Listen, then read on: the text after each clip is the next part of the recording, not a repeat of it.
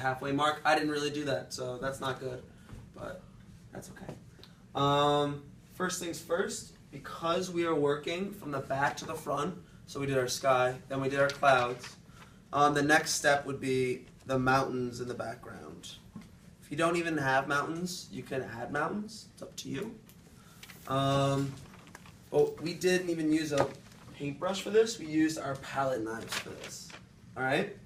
So there are two colors in this mountain, which is the black and then the white. So we're going to start off with white.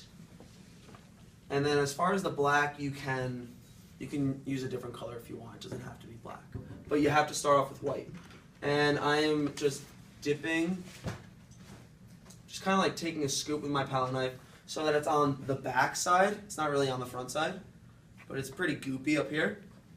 And the technique is to, or the goal I should say, is to just really focus on the top of the mountain.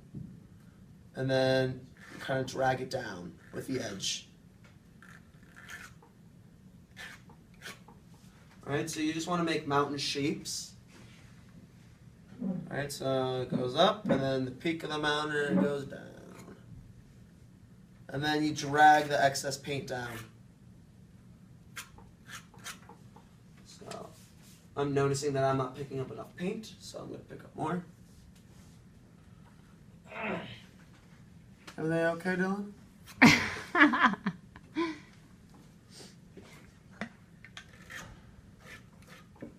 It's kind of like buttering a bagel. Spread it out. I'll give it my mom. Alright.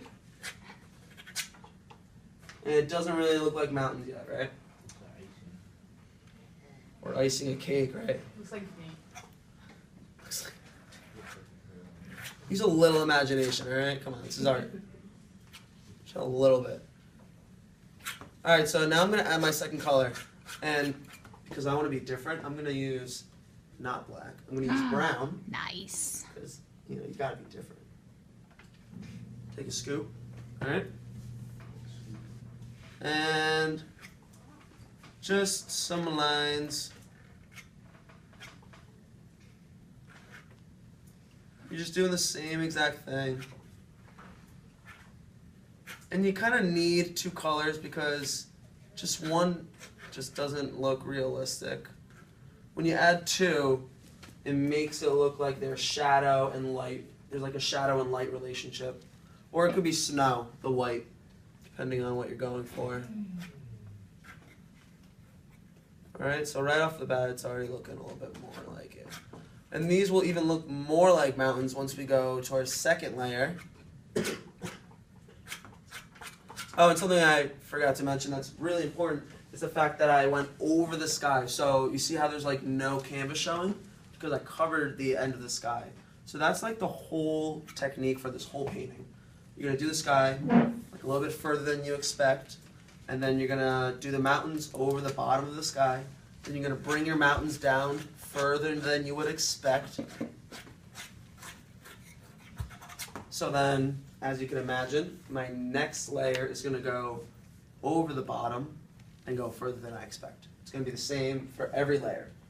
Alright, and for this, I'm not going to use my palette knife. I'm going to use one of these brushes. And it's like really stiff bristles. Alright, so that I could get this texture. Alright, it's like bushy texture. So for that, I'm going to use some dark color. You could either use black, I'm going to use brown. Mrs. Altieri, if I'm missing anything, please jump in. No, you're doing good. Alright, so here, what I'm making now is like the hills that are in between the foreground, which would be like the immediate area, and between that and between the mountains. So it's kind of like the faraway hills. And what I'm doing here is just bouncing my brush around. I'm going to need more. Alright, and that's how you get the texture, because I'm just kind of bouncing it. It's going getting the texture of the brush. So I'm using a little black and a little brown. I think it's good to change up the colors because it's just more appealing than one color.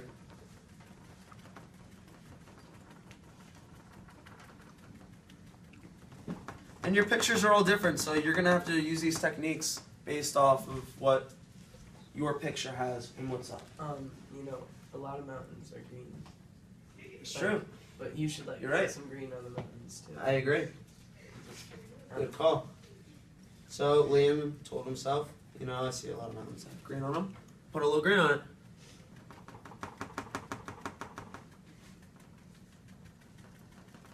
So I used a little brown, I used a little black, some of the white soaked up from the mountains.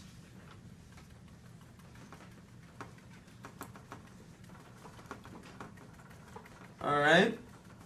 And I'm going to actually bring it down a little bit further.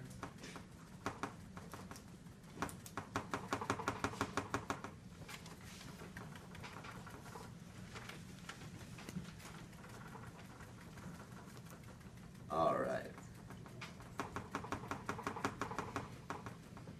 I'm going to put a little bit of yellow, just so it kind of looks like there's like light reflecting on it. And even though the sun isn't in the picture, there should be some sunlight in there. And the reason why a lot of landscapes don't have the sun in it is because you don't really look at the sun like naturally. We learn at a younger age that we're not supposed to look at the sun, so we kind of tend to enjoy scenes where the sun isn't in it. So that's just a little thing. Basically saying, please don't draw one of those round yellow things with sticks sticking out of it, because the sun doesn't actually look like that. It's a big glowing white orb, and generally you're not staring at it because it hurts your eyes. So it's usually like behind you when you're taking a photograph. So if you don't have the sun in your picture, Dylan, it's totally fine. And if you do put it in, don't make one of those yellow things with sticks sticking out of it. So, yeah. So that's how you make your mountains with your palette knife and your faraway hills with the brush. All right? Now, next part is if you have water. And a lot of us do have water in our photos. So we're going to use a piece of tape for that because water from far away, like the distance, it kind of just looks like a straight line. Yeah, I'm going to show you a picture just to show you. Alright, yeah, so